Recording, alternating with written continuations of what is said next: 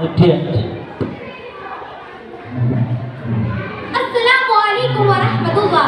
الحمد لله رب العالمين. الصلاة والسلام على رسول الله وعلى آله وصحبه أجمعين. أما بعد. أعوذ بالله من الشيطان الرجيم. بسم الله الرحمن الرحيم. ومن أحسن قولا ممن دعا إلى الله وعمل صالحا وقال إنني من المسلمين. ബഹുമാന്യ പണ്ഡിതരെ, വിധികർത്താക്കളെ, എന്റെ സഹപാഠി സുഹൃത്തുക്കളെ, ഇസ്ലാഹി പ്രസ്ഥാനം കേരളത്തിൽ എന്ന വിഷയത്തെക്കുറിച്ചാണ് ഞാനിവിടെ സംസാരിക്കാൻ പോകുന്നത്. ഇസ്ലാഹി എന്നാൽ നന്നാക്കുക എന്നാണ് അർത്ഥം. കേടുപാടുകൾ വന്നു പോയ ഒരു വസ്തുവിനെ അതിന്റെ തനതായ രൂപത്തിലേക്ക് തിരിച്ചു കൊണ്ടുവരിക എന്നതാണ് ഇസ്ലാഹ്.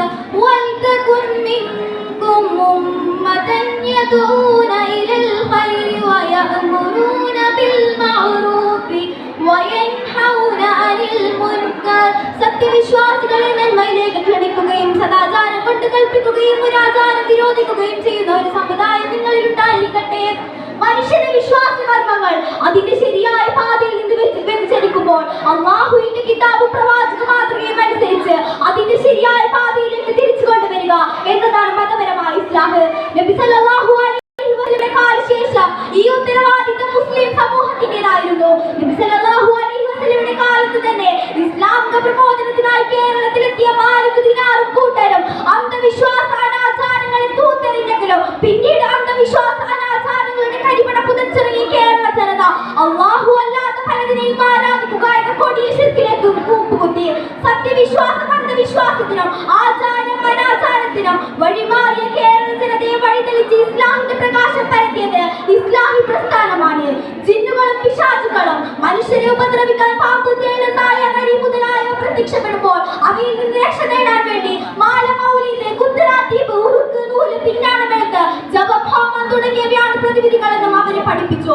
അജ്ഞതയാകുന്ന ഈ പൂരികളിൽ നിന്നും അവരെ ഖുർആനിലേക്ക് കൈപിടിച്ചുയർത്തി. ഇതെല്ലാം ശിർക്കാണെന്നും ശിർക്ക് ഒരിക്കലും അല്ലാഹു വെറുക്കാത്ത പാപമാണെന്നും അവരെ പഠിപ്പിച്ചു. ഇതിന് നേതൃത്വം കൊടുത്ത ആദ്യകാലത്ത് പ്രയത്നിച്ച മഹാരഥന്മാരായ വക്കം മൗലവി, മൊയ്ത് മൗലവി, കെ എം മൗലവി, MCC സഹോദരന്മാർക്കും തക്കതായ പ്രതിഫലം നൽകി അനുഗ്രഹിക്കണേ. അല്ലാഹു പറയുന്നു, നിങ്ങൾ നന്നാക്കുകയും സൂക്ഷിക്കുകയും ചെയ്താൽ നിങ്ങളുടെ ഇറക്ക് പൊറുക്കുന്നവരും കരുണാനിധിയുമായിരിക്കും. കേരളത്തിലെ ആദ്യത്തെ ഇസ്ലാഹി പ്രസ്ഥാനമാണ് KJU, കേരള ജംഇയ്യത്തുൽ ഉലമ. പണ്ഡിതന്മാരുടെ സേവനങ്ങൾ ഏകോപിപ്പിച്ച് കേരളം മുഴുവനും സുന്നത്തും ഖുർആനും പ്രചരിപ്പിക്കാൻ വേണ്ടി 1924 തുടങ്ങിയ പണ്ഡിത സംഘടനയാണ് KJU. നബി സല്ലല്ലാഹു അലൈഹി വസല്ലം പറയുന്നു, ഖൈറുക്കും മൻ തഅല്ലമൽ ഖുർആന വഅല്ലമഹു. കേരളത്തിന്റെ എല്ലാ മുക്കുമൂലകളിലും QSLS നടന്നു വരുന്നു. പള്ളികളിൽ സ്ത്രീകൾക്ക് ആരാധന സ്വാതന്ത്ര്യം നൽകുന്നതോടൊപ്പം മതഭൗതിക വിദ്യാഭ്യാസത്തിനായി അടരാടി.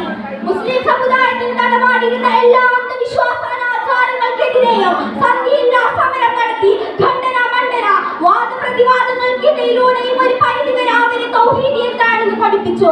പള്ളി മെമ്പറുകളിൽ മലയാളത്തിലുള്ള കുത്തുബകൾ നടത്തിയതിലൂടെ ആഴം തോറും ജനങ്ങളെ സംസ്കരിക്കാൻ സാധിക്കുന്നു. ഖുർആൻ കോഡിൽ എഴുതാൻ പാടില്ലെന്ന് പഠിപ്പിച്ച സമുദായത്തിന് മുമ്പിൽ മദ്രസ പ്രസ്ഥാനത്തിന് തുടക്കം കുറിച്ചതോടെ ഇസ്ലാമിക രംഗത്ത് വലിയ മാറ്റത്തിന് തിരികൊളുത്തി. അതോടൊപ്പം അറബി കോളേജുകളും നിലവിൽ വന്നു.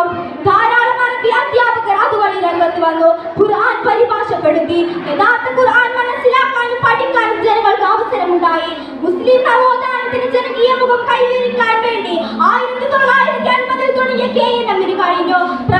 പ്രബോധനം മുതിർന്നവരിൽ നിന്ന് യുവാക്കളിലേക്ക് വ്യാപിക്കാൻ വേണ്ടി ISM, വിദ്യാർത്ഥികൾക്കായി MSM, വനിതകൾക്കായി MGM നിലവിൽ വന്നു. സ്റ്റുഡൻസ് വിങ്ങും ബാലവേദിയും വരെ സംഘടനയോടൊപ്പം പ്രവർത്തിക്കുന്നു. മുസ്ലിം സമൂഹത്തിന്റെ ഗുണപരമായ മാറ്റത്തിന് വേണ്ടി എക്കാലത്ത് പ്രയത്നിച്ച മതപ്രബോധക സംരംഭമാണ് ഇസ്ലാഹി പ്രസ്ഥാനം. അല്ലാഹുവിന്റെ കിതാബും പ്രവാചക മാതൃകയെ മുറുകെ പിടിച്ച് പ്രബോധന രംഗത്ത് മുന്നേറാൻ സർവശക്തൻ തുണക്കട്ടെ.